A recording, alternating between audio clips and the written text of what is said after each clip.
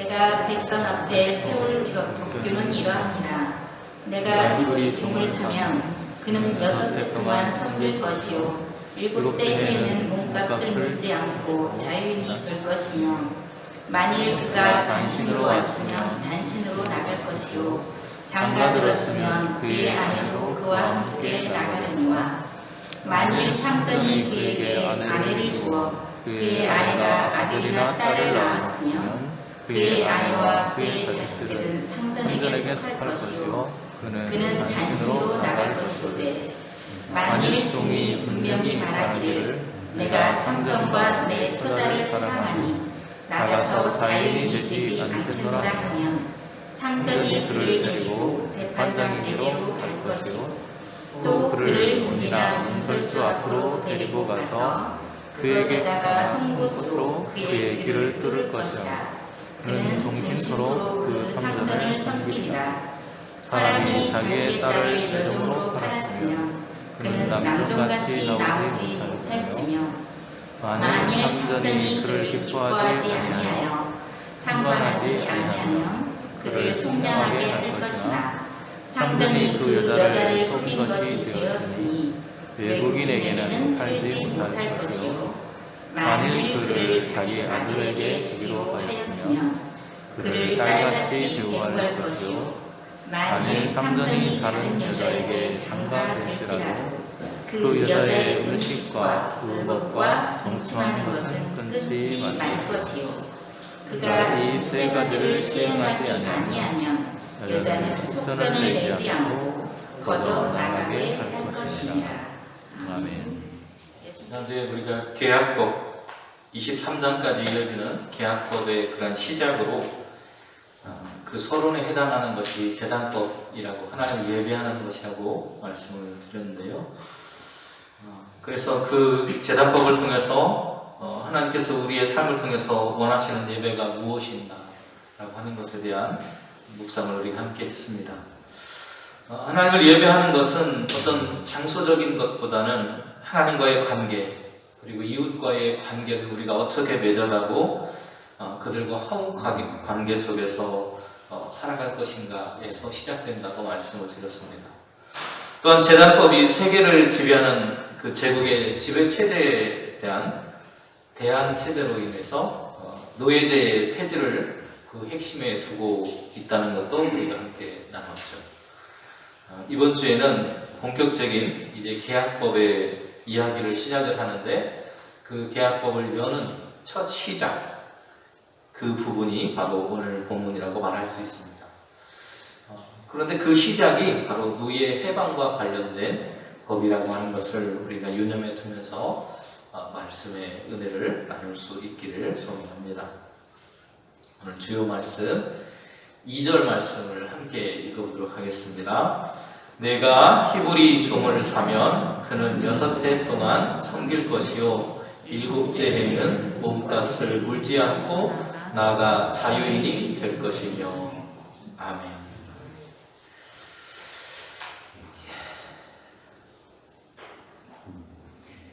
오늘 첫 주제는 안식년이라고 하는 것입니다. 종이 자유인이 되는 해, 그거에 관한 이야기인데요. 고대 근동에서 도시라고 하는 그런 문명 사회는 노예제를 주창하는 사람들이 세웠던 곳입니다. 그 도시민들은 왕을 독립하여서 군대가 되기도 하여서 들판과 또 수림 가운데 살고 있는 촌락민들, 힘없고 연약한 사람들을 정복하고 또 그 주민들을 마음대로 끌고 와서 노예로 삼는 그런 제도들을 만들었습니다. 그 노예제에 관한 이야기, 그리고 그들이 해방되는 7년째 안식년에 관한 이야기가 첫 번째 주제의 주제 이야기가 되겠습니다. 이것은 이집트의 그런 도시 국가죠. 그래서 형상들을 만들고 도시의 그런 건물들을 만들고 큰 일들을 행하기 위해서 필요한 사람들이 있습니다. 그 사람들이 바로 노예라고 하는 사람들이죠. 그래서 앞에서 말씀드린 대로 촌락민들을 정복하고 끌고 와서 그들을 노예로 삼아서 인력을 보충하는 그런 일들을 했던 것입니다. 그들은 도시 바깥에 사는 사람으로 도시 바깥에 사는 사람들, 여기도 보면 성내라고 하는 그런 지역이 있고 이 성내에 속하지 못한 성 밖에 있는 그런 마을들이 있잖아요. 성내에 산다라고 하는 것은 그 성내에 사는 사람들을 보호하고 지켜주는, 그 성 안에 있는 사람들을 보호하고 지켜준다는 그런 의미가 있습니다. 그런데 그런 보호와 지킴에서 벗어난 사람들, 성 밖에 사는 사람들을 이 성 안에 사는 도시 문명 속에 사는 사람들이 어떻게 생각했느냐? 그 사람들은 영혼이 없는 양환인으로 간주를 했습니다. 그리고 그들을 포로로 잡아서 노예로 삼았습니다. 계약법이라고 하는 것이 이 노예 해방을 가장 먼저 초조에 내세운 까닭이 바로 여기에 있습니다. 계약법은 당사자들이 노예 출신이었기 때문에 그런 계약법을 형성하고 있는 것입니다. 여러분, 지금 이 이야기의 주체가 되고 있는, 하나님과 계약을 맺고 있는 사람들이 누구예요? 이스라엘 사람들이죠. 히브리 노예들입니다.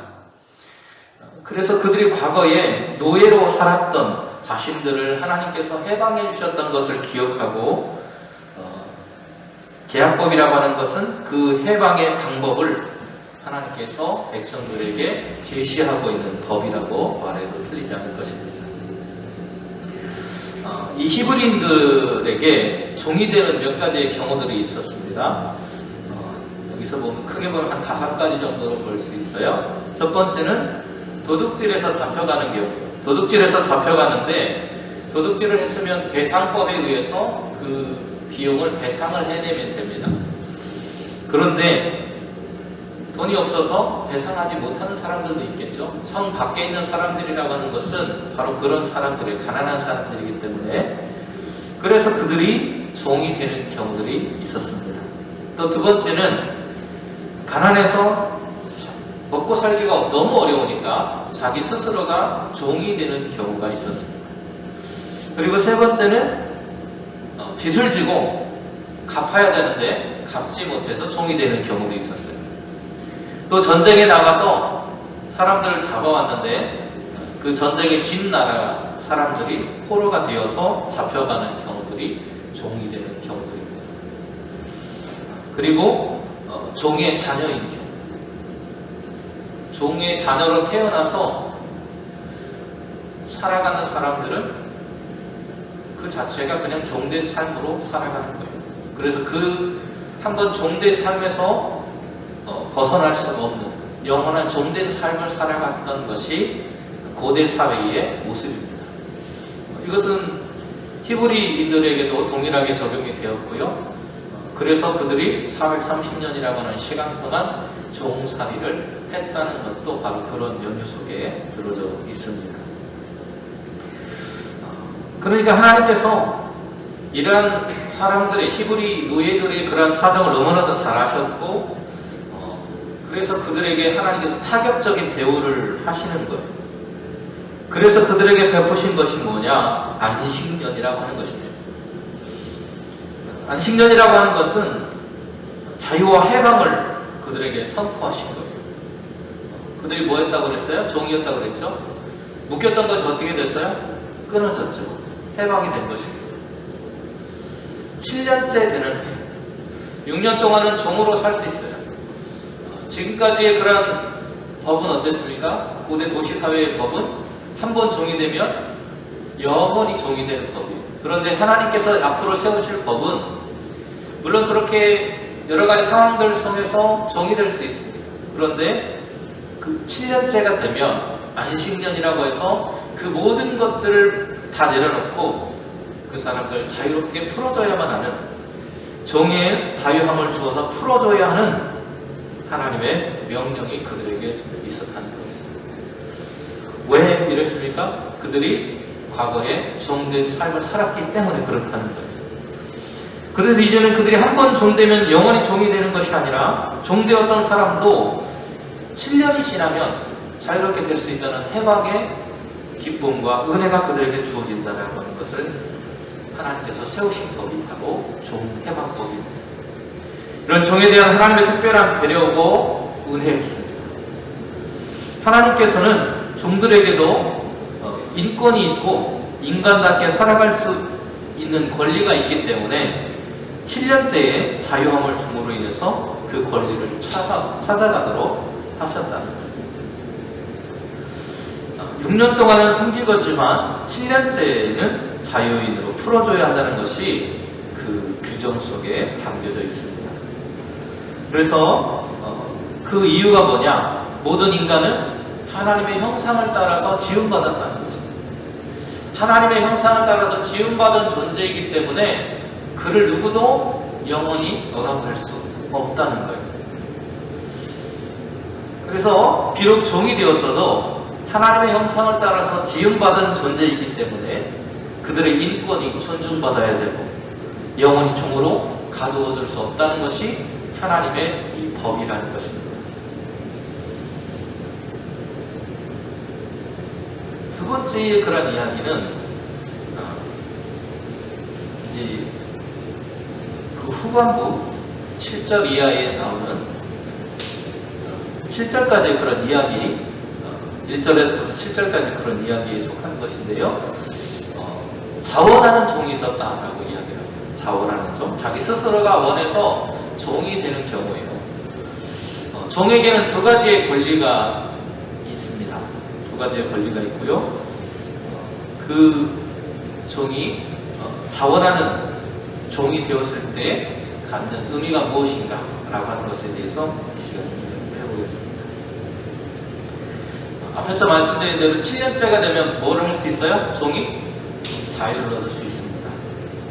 그것이 권리였어요. 하나님께서 하나님이 세우실 앞으로의 나라는 7년째가 되면 어떠한 종의 형태를 가지고 있어도 그 사람은 자유함을 얻을 수 있다는 것이 하나님의 그런 법이었습니다. 그런데 종에게는 두 가지 권리가 있다고 말씀드렸죠. 하나는 자유인이 될 수 있는 권리입니다. 그리고 또 다른 하나는 뭐냐면 내가 자유인이 되는 것을 누릴 수 있지만 그 권리를 포기하고 계속 종으로 사는 것을 택하는 겁니다.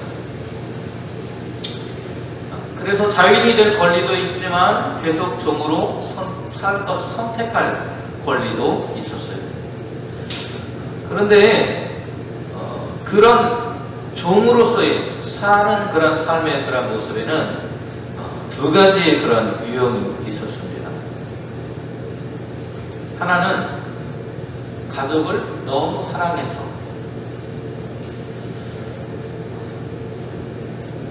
가족을 사랑하는 경우입니다. 여자와 아내와 자녀들은 그 소속이 어디냐? 주인에게 있습니다. 주인의 소유와 같은 존재예요. 그래서 그 아내와 자녀를 가지고 데리고 나가버리면 어떻게 될까요? 주인의 소유가 사라지는 거죠. 주인은 자기가 가지고 있던 그런 권리를 박탈당하는 것이 됩니다. 그래서 하나님께서 그거를 하지 못하도록 막아놓으셨어요.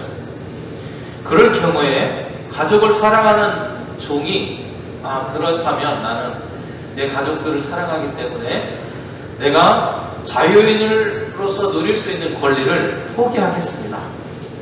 그래서 나는 종신토록 주인을 섬기겠습니다 라고 하는 경우에 스스로 종이 될 수 있었습니다.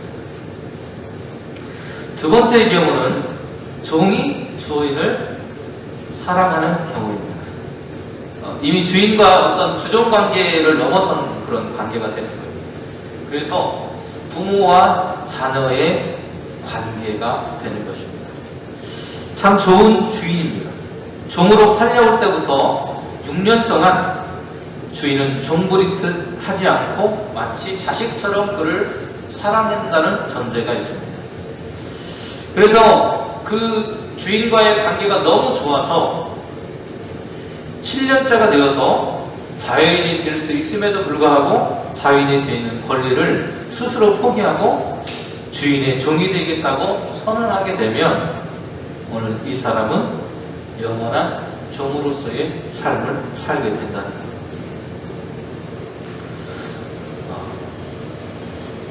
정말 아름다운 관계이고 복된 관계라고 말할 수 있습니다. 그런데 이 두 경우에 하나의 의식을 치르게 되는데요. 그것은 주인이 종을 데리고 재판장에게 갑니다.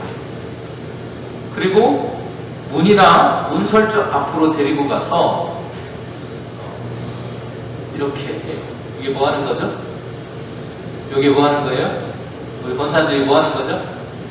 귀 뚫는 거죠. 귀 뚫는 거. 뭐 하려고 귀 뚫어요? 귀걸이 하려고 귀 뚫잖아요. 그죠? 종이 될 사람들, 스스로 종이 될 사람들도 이렇게 했다는 거예요. 그래서 문이나 문설주에 대고 귀를 송곳으로 뚫었습니다. 여기는 왼쪽에 있는 것은 송아지죠, 그죠? 송아지 귀에도 표차를 답니다. 표차를 답니다. 여기는 송아지에 대한 정보가 들어있습니다. 누구네 서고 언제 태어났고 하는 그런 정보가 들어져 있어요. 그것처럼 스스로 종이 된다라고 하는 것은 바로 이런 뜻을 가지고 있습니다. 귀를 뚫는다라고 하는 것은 내가 정신토록 그를 나의 주인으로 모시고 살겠습니다라고 하는 거예요. 그래서 이제는 둘의 관계가 주인과 종의 관계이지만 더 이상 그 둘이 주인과 종의 그런 관계라기보다는 함께 더불어 살아가는 사람으로서의 그런 관계로 들어가는 것을 말합니다. 노예 해방법은 무조건 노예 편을 드는 것이 아닙니다. 주인의 입장도 공정하게 하나님께서 헤아려 주시는 법이에요. 그 노예 안에는 본디 주인의 소유였기 때문에 그녀가 낳은 자식들에 대해서도 주인은 소유권을 주장할 수 있습니다. 우리는 하나님 앞에서 이러한 자원하는 종이 되어야 할 것입니다. 주님의 종으로, 예수 그리스도의 영원한 종으로, 내가 주님과 자녀 사이로, 하나님과 내가 하나님이 나의 아버지로, 나는 그의 자녀로서의 삶으로 우리가 하나님을 섬겨가는 종이 될 때 오늘 우리는 영원히 하나님을 섬기겠다고 하는 결단과 다짐이 우리에게 필요하다는 것을 오늘 본문을 보여주고 있습니다. 그리고 이제 7절부터 11절까지의 내용은 여성 노예에 대한 이야기입니다. 여기에는 여성 노예의 피해를 하나님께서 바라보시는 부분이고, 그리고 그들을 보호하시는 하나님의 모습이 담겨져 있습니다. 여성 노예가 당할 수 있는 성적인 피해에 대해서 계약법은 피해 보상을 규정하고 있습니다. 하나님의 정체성은 노예를 해방시키는 데 있기 때문에 하나님은 당시 고대 사회에 어떠한 신들과도 같지 않은 자신의 유일성을 보여주셨습니다. 백성들은 노예 해방령의 중요성을 깨닫고 있었어요. 그들이 과거에 노예로 전락했던 경험이 있었기 때문에 그 혹독함이 얼마나 뼈저린 것인지 체험하고 있었고요. 또 그 체험에 대해서 그들이 기억으로 후대에 전승되고 있었습니다. 고대 사회에 있어서 여자는 어떤 것이냐? 누군가의 소유물로 여겨졌습니다. 이것이 바로 고대 근동사회의 모습이에요. 오늘 여기 나와 있는 그림처럼 그것이 일반 사람이든 종이든 관계없이 모두가 여자라면 겪는 어려움이었습니다. 여기도 보면, 그림도 보면 자기의 힘으로 여성의 약함에 대해서 자기의 그런 것을 노리고 있는 거죠. 그래서 마치 자기의 소유물처럼 사람을 대하고 그를 천대하고 멸시하는 힘의 논리에 의해서 모든 것을 주장하려고 하는 그런 모습들이 그 고대 사회에 있었다는 것입니다. 지금도 마찬가지죠. 그래서 이들은 어떤 인간적인 대우도 받지 못하고 살아가고 있는 그 삶에 대해서 여종이 풀려날 수 있는 방법은 주인이 다른 여자에게 장가를 들거나 할 때입니다.